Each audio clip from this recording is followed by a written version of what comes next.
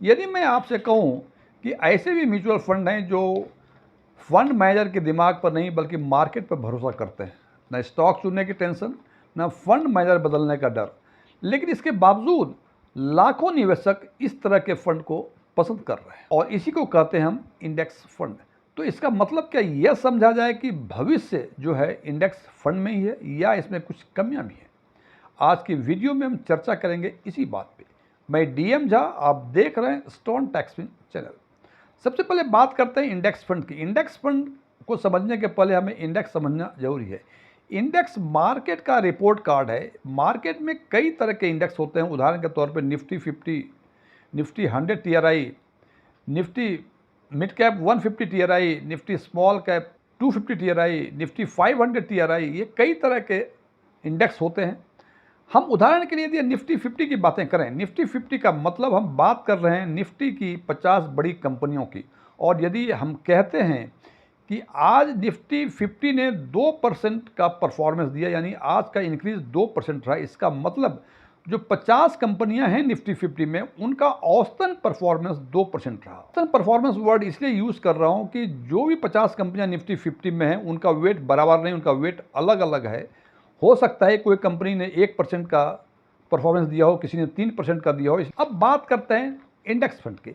Index fund index की particular index की हूबहू नकल करता है। साधारण शब्दों में इसको इस तरह से हम समझ सकते हैं कि यदि आपने मिड कैप के इंडेक्स फंड में इन्वेस्ट किया हुआ है तो आपके पैसे का एलोकेशन मिड कैप सेगमेंट के 150 स्टॉक्स में ही होंगे और वो वेट के हिसाब से होंगे जो वेट उन्होंने एलोकेट किया। और जैसे मैंने बताया कि इसका वेट बराबर नहीं होता है, इसका वेट स्टॉक के हिसाब से अलग अलग होता है और उसी हिसाब से आपके उस फंड का एलोकेशन होगा जो आपने इन्वेस्ट किया हुआ है। इसीलिए कहा जाता है कि इंडेक्स फंड करीब करीब उस पर्टिकुलर इंडेक्स के रिटर्न के बराबर देता है। हालांकि कुछ ट्रैकिंग एरर तरह की कुछ चीज़ें होती है जिसमें थोड़ा सा कम हो, लेकिन थोड़ा सा कम का मतलब थोड़ा सा ही कम होता है, ऑलमोस्ट ये बराबर रहता है।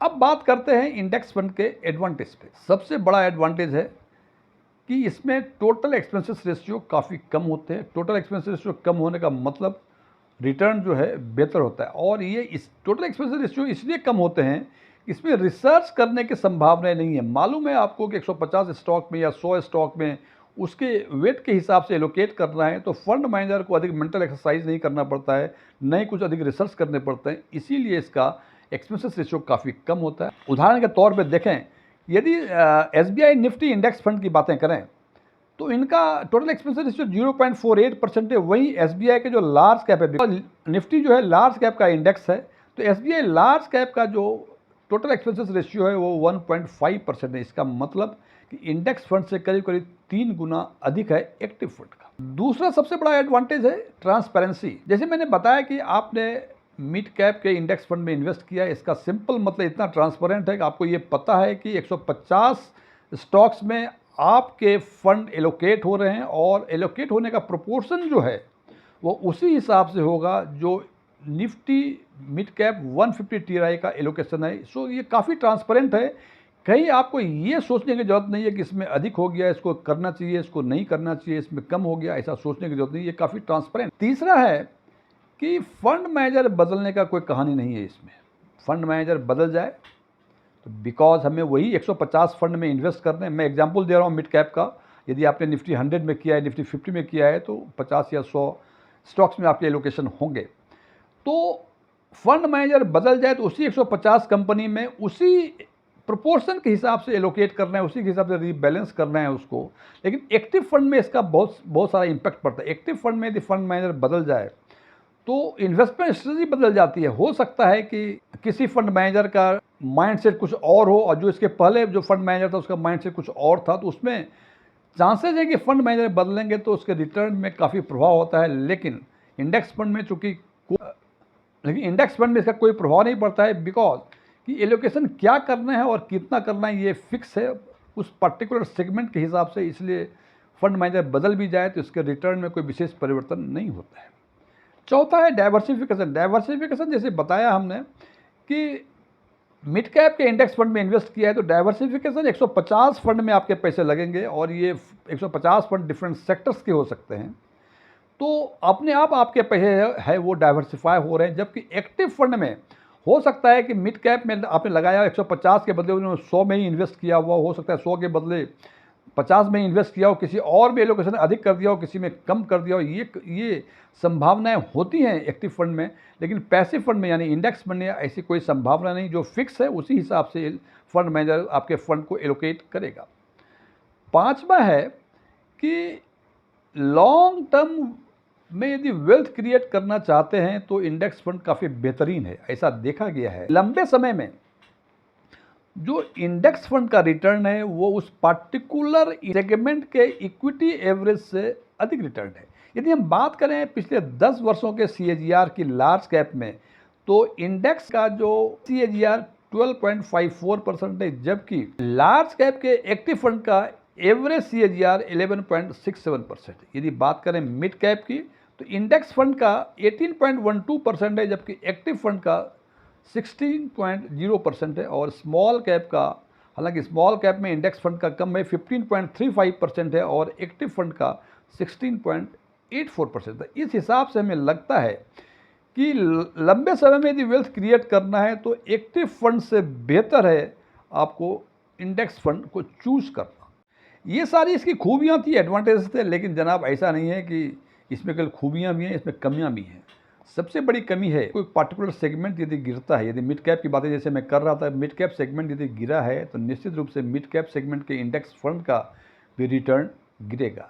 इस पोजीशन में हो सकता है यदि एक्टिव फंड में आपने इन्वेस्ट किए होते तो, और यदि फंड मैनेजर स्मार्ट होता तो हो सकता है कि मिड कैप सेगमेंट गिरा हो, लेकिन वो पार्टिकुलर मिड कैप सेगमेंट का जो फंड है, एक्टिव फंड है, उनका रिटर्न इंडेक्स फंड से बेहतर हो। ये डिपेंड करता है कि फंड मैनेजर की इन्वेस्टमेंट स्ट्रेटजी क्या है और वो कितना स्मार्टर रोल प्ले करता है। दूसरी कमियां है कि ये मार्केट को कभी बीट नहीं कर सकता। यदि इंडेक्स, जैसे हमने बताया कि लार्ज कैप के इंडेक्स का रिटर्न 12.54% है, तो किसी भी हालत में लार्ज कैप के इंडेक्स फंड का रिटर्न 12.54 से अधिक नहीं हो सकता। जबकि एक्टिव फंड में यदि कोई फंड लगातार अच्छा प्रदर्शन करता है तो वो इंडेक्स से काफ़ी बेहतर रिटर्न देने की संभावनाएं रखता है। लेकिन सबसे बड़ी बात है कि हो सकता है कि 1 साल, 2 साल, 3 साल एक्टिव फंड लगातार अच्छा प्रदर्शन दे, लेकिन लगातार 10 वर्षों तक वो अच्छा प्रदर्शन कोई भी एक्टिव फंड देगा, इसकी संभावनाएं काफ़ी कम है। हालांकि ऐसा होता है, लेकिन इसकी संभावनाएं काफ़ी कम है और वैसे फंड को सिलेक्ट करना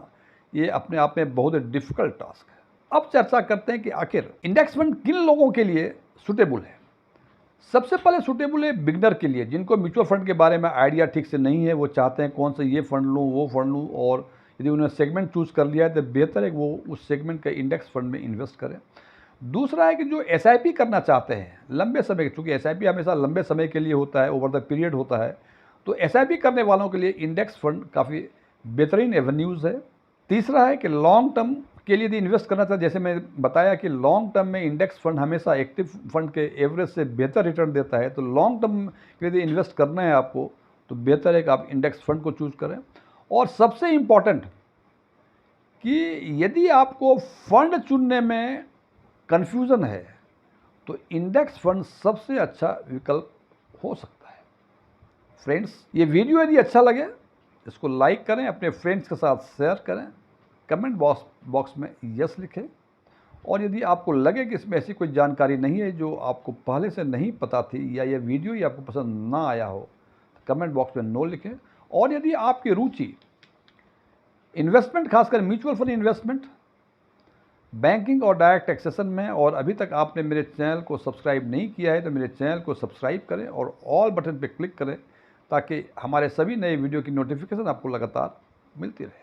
ये वीडियो क्लोज करने के पहले मैं कुछ डिस्क्लेमर देना चाहता हूँ कि मैं कोई म्यूचुअल फंड एडवाइज़र नहीं हूँ, नहीं मेरे पास MFI के कोई रजिस्ट्रेशन नंबर है, नहीं मैं सेबी के कोई एग्ज़ाम इस कॉन्टेक्स्ट में पास किए हुए हैं, नहीं मेरे कोई वेबसाइट है, नहीं मेरे ऑफलाइन या ऑनलाइन कोई क्लासेस इन्वेस्टमेंट या टैक्सेशन पे चला कर। ओपन डोमेन में जो भी इन्फॉर्मेशन अवेलेबल है उसके बेसिस पे मैं आम लोगों के लिए आम वीडियो बनाया करता हूँ। ये मेरे विचार थे, मेरे विचारों से सहमत होना कोई ज़रूरी नहीं है। यदि आप मेरे विचारों से सहमत नहीं हैं तो कमेंट बॉक्स में नॉट एग्रीड लिखें, और यदि आप मेरे विचार से सहमत हैं तो कमेंट बॉक्स में एग्रीड लिखें। Thank you.